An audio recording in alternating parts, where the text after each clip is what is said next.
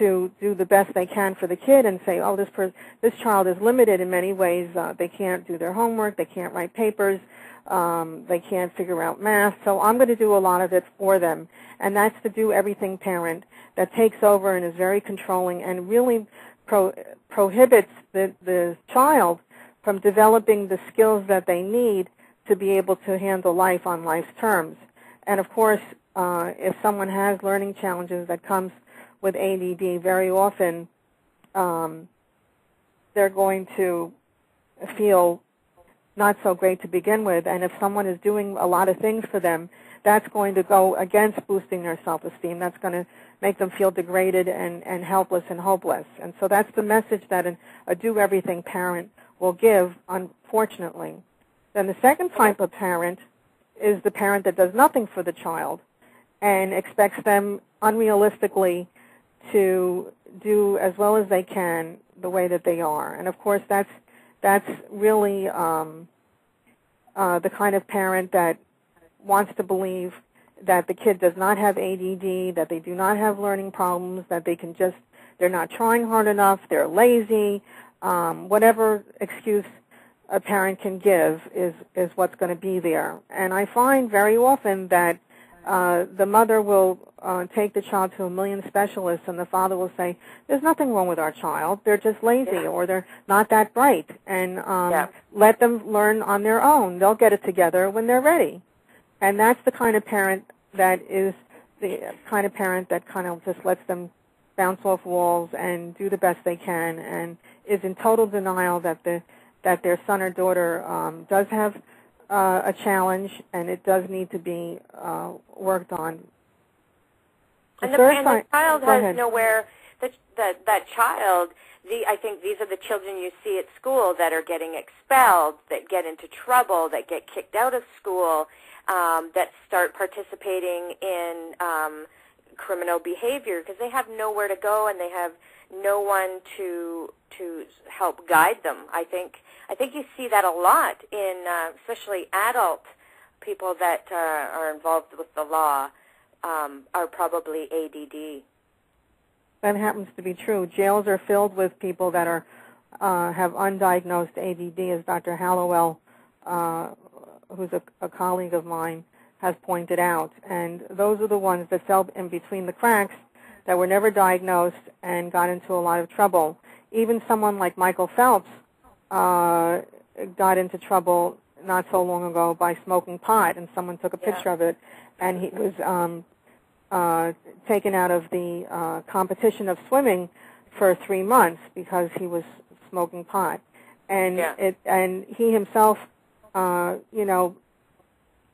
found that he too was going to pay a price as anybody else would with ADD, and he decided that it wasn't worth it. And unfortunately, with people who haven't had the type of education that they need and the type of parenting that they need, they do end up getting into a lot of trouble. And very often in college campuses, if they have been given medication for their challenges, they'll sell them to kids who just want to have stimulants to stay up as long as they can to study, while the kid with ADD won't be taking the medication. And this is a real problem that schools are dealing with now in terms of kids selling their Ritalin or their Adderall to others and not taking it themselves. And this is all the more reason why the type of parent you are is really crucial to helping your kid feel better about themselves. And getting back to the different types of parents, then there's the inconsistent parent. And the inconsistent parent is actually someone who is inconsistent in their parenting skills. Sometimes they'll be helpful and try and prevent their daughter or son from hurting themselves and getting into unnecessary difficulties, and other times they'll just throw up their arms and say, oh, the heck with it, let them do whatever they want to do. And this way, a person doesn't feel safe. They don't have a sense of boundaries. They don't have a sense of necessarily what's right and wrong. And when you have ADD, you need as much structure and guidance as possible, especially in the formative years, so that as young adults they can be more effective. And the last type of parent is the strategic parent, who really thinks out, okay, is this something that I really need to help my daughter with or my son, or is this something that I think they can try at least on their own and see how they do? And I can't be the 100% perfect parent and protect them all the time as they get older, so let them experience things and let them pay a price like anybody else would. Because the truth is that the goal for a parent with a child with learning challenges has to be that they are unique in their own way, but in other ways they're also very average, and that the same rules apply to them as the rules that apply to the rest of society. But they are given a gift which can turn out to be something that will give them a really fulfilling life if handled properly. Not that people will definitely turn out to be like Albert Einstein, who had ADD and verbal processing challenges, or Michael Phelps, but these are past and present role models that I talk about in the workbook to help parents realize what is possible for their kids themselves. That's why I think this workbook is so important for the parents as well, because I think a lot of parents will we put a lot of pride in our children and expectations, and if you find out that your child maybe isn't the norm, it's very disheartening maybe to some parents. So I think that's why I think this workbook is so good, so that you can realize together that your child is not at a disadvantage and that there are so many things. They're not any different. They just need to learn differently. That's all. That's true.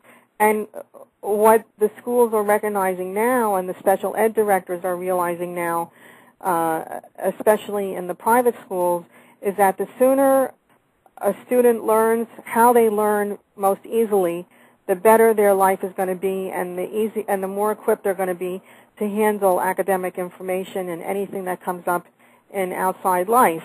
And that actually breaks down into different compartments in terms of how does a person learn the best.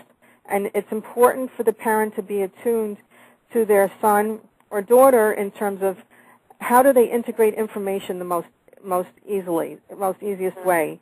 Do they process information verbally by hearing it the best, or do they process information best through seeing visual aids and visual examples? Do they learn and integrate information most easily by touching things? Are they kinesthetic? Are they tactile? Or is it a combination of 2 out of the 3 ways that helps them integrate information and process it most effectively? And what the private schools are doing now is teaching elementary and high school kids to find out how they learn most easily so that they can ask for accommodations when they get ready to go apply to colleges. And they know how to advocate for themselves. And this is absolutely crucial, that whether your son or your daughter is in private school or in public school, it's really important to get to know your child as well as possible so that you can help them understand themselves better, which will give them a sense of self, which will give them a sense of security, and will help boost their self-esteem. When they have this type of understanding about themselves, they are going to feel much less helpless and much less hopeless. I hope that is something that's clear to my listeners